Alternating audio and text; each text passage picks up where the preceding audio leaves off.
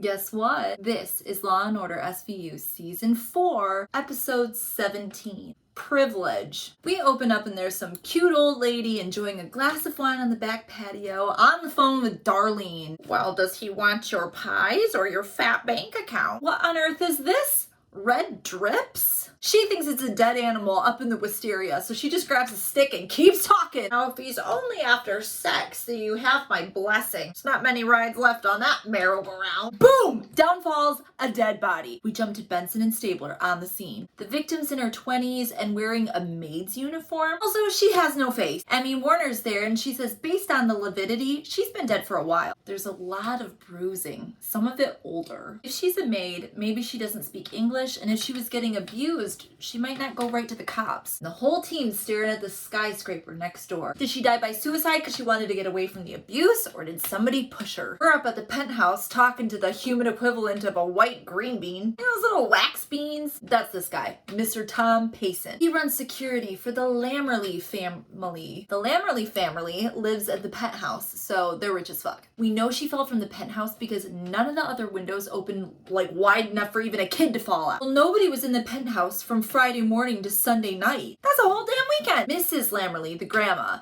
Lammerly, she came back from Connecticut on Sunday. Payson's a little hesitant to let them come in. You can let us in or we can come back with a warrant. Up to you, Green Bean. We head in and talk to Grandma Lammerly, the matriarch. Mom from Everybody Loves Raymond, but the rich version. She was wearing a maid's outfit? That doesn't make any sense. The help had all the weekend off. Looking over the edge of the balcony, you can clearly see the greenhouse. Mrs. Lammerly wants to look too and is about to put her rich white paws all over the railing. Ma'am, don't touch the railing. We gotta get a CSI team up here. Stabler says we also want the security tape. So back at the precinct, Munch is filling us in about this family. Grandpa Moneybags made the million. The son, Douglas, runs it now. His wife's in some thing in Bermuda, and they've got one son named Drew, who just got back from Europe. We're watching these surveillance tapes, and there's our victim. Saturday night at 4:45. And she unlocks it with her own key. No pictures of her face, because that would be too easy. Munch and Finn head to the morgue, where Emmy Warner is doing the autopsy. Still have no idea who this girl is. Too much damage to do a facial reconstruction, and she tested clean for drugs and alcohol. She's got old and new bruises, and immediately Finn's like, maybe she just likes rough sex. True, but it's always Finn jumping to the freaky side. CSU only found one shoe, and it is high-end. Underwear and tights,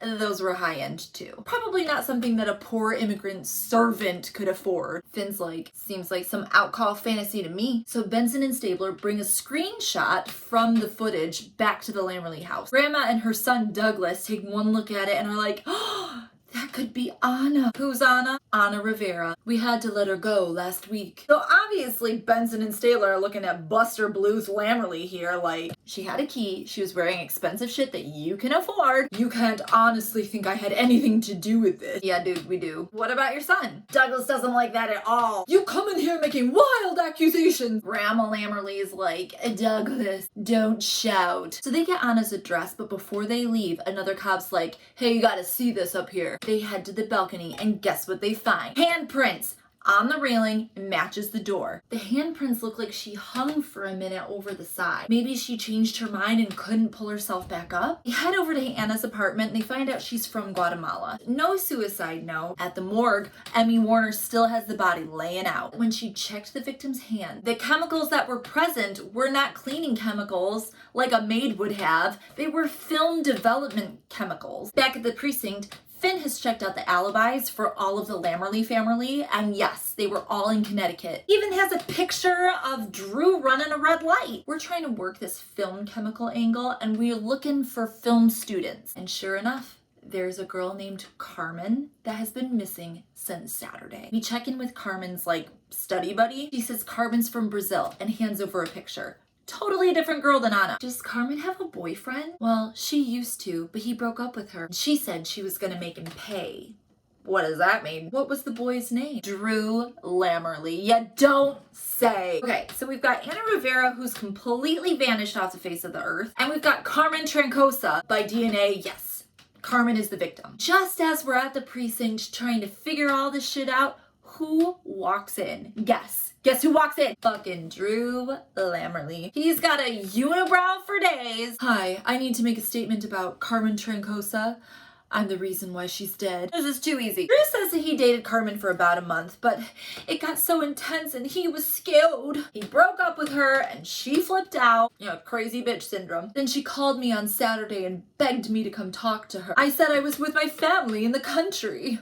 This guy's fucking insufferable. That phone call was about 5:30. Also says that Anna Rivera, she's not dead. She just had to suddenly head to Miami because she had a sick aunt. Stabler's like, aunt is sick. Yeah, Stabler's not buying any of this shit. Okay, Abercrombie, I'm missing something here. Starts chucking the autopsy photos at him. You beat the crap out of her, you little prick. Yes, I did, but she wanted me to. It was too intense. So we sure as shit check that phone call, and yeah, it checks out. 10-minute phone call from the LAMERLY penthouse to Connecticut at about 5:30. Is there a chance that this fucker's telling the truth? Finn's like standing on the sidelines like, see, I told you they could be consensual. Meanwhile, Benson's flipping through this girl's date book. Here's a dude she called 3 times. Let me call the number. And guess who it is? It's a fucking law firm. Carmen was suing somebody. She was looking at a substantial settlement from her ex-boyfriend for rape. So the ins and outs of the pending case, according to her lawyer, was as follows. Carmen's sex life with Drew had gotten progressively violent. Tried to break up with him and he freaked out, beat her up, and raped her. But hang on just a second.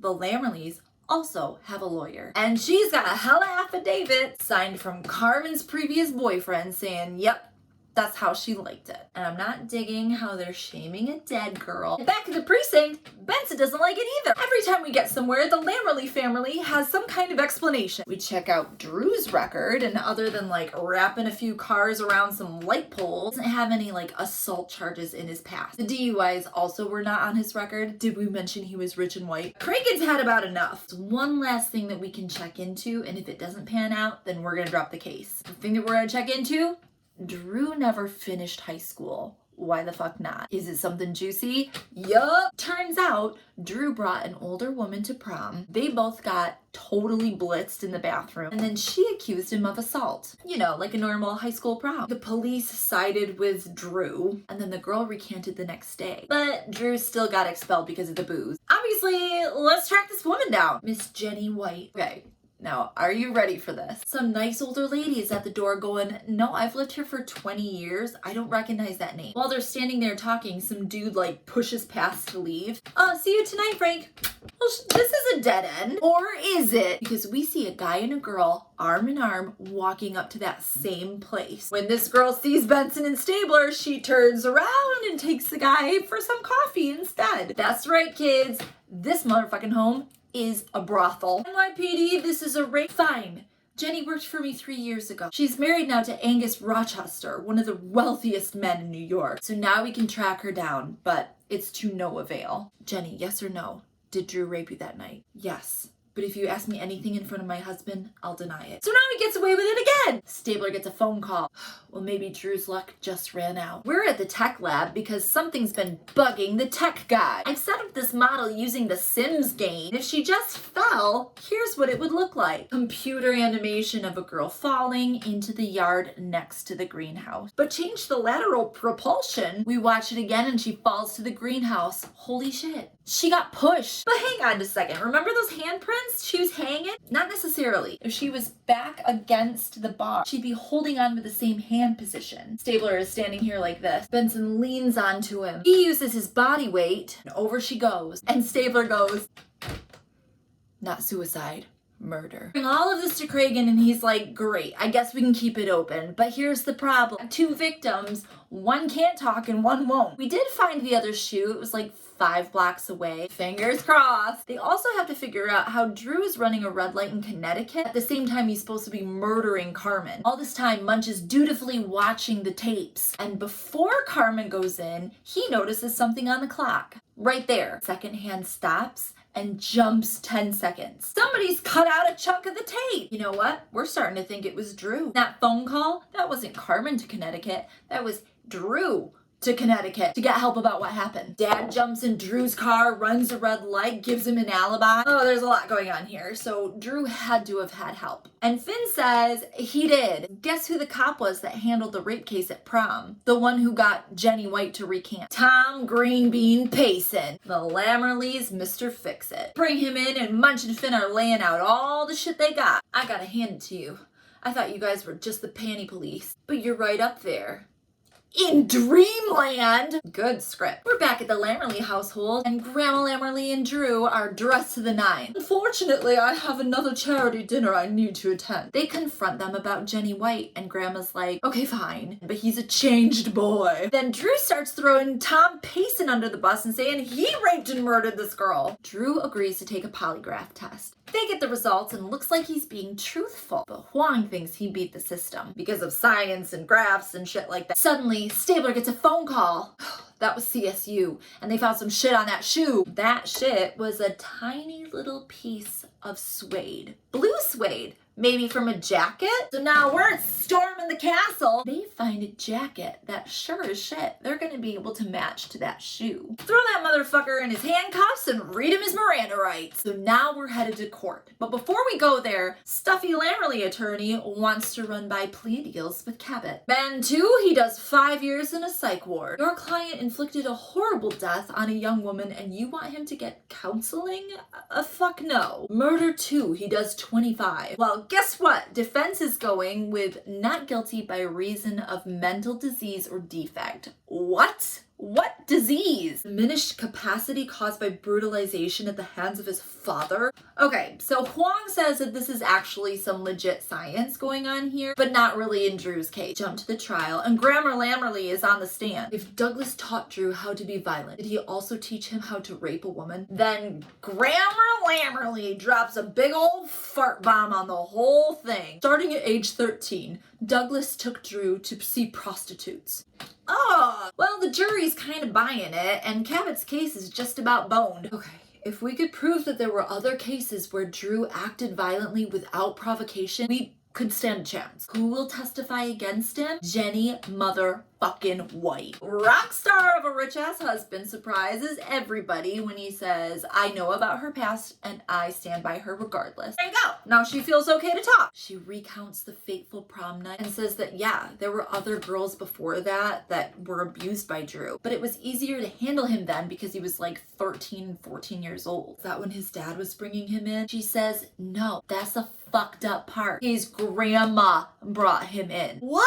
Jump back to the trial. Drew is on the stand like, I didn't mean to kill him. Well, hold on to your butts because now it's Cabot's turn to cross-examine him. Just then, motherfucking Jenny White and her husband walk in. She makes eye contact with his unibrow. Do you recognize this woman? No, I don't. Your Honor, this motherfucker's perjuring himself up the wazoo. Objection! Stick with the facts, Miss Cabot. Mr. Lamerly, you testified that your father brought you to the brothel, is that correct? Yes. I'm going to remind you that you are under oath. Grandma Lamerly knows what's going on, so she stands up and has a very real fainting spell. So then Drew flips out and runs over at Cabot. You bet! So in our last scene, Benson and Stabler head in and Grandma Lamerly is in a wheelchair. Douglas is there too. Mother, the police are here. How are you feeling, Mrs. Lamerly? I'll survive. Well, we hope so, because you're going to fucking prison. Conspiracy, perjury, hindering the prosecution. You can't prove a damn thing. Well, actually, we fucking can,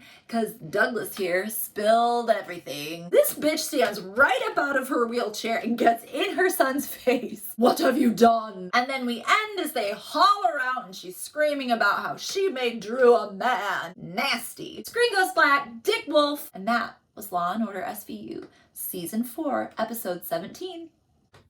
Jum jum.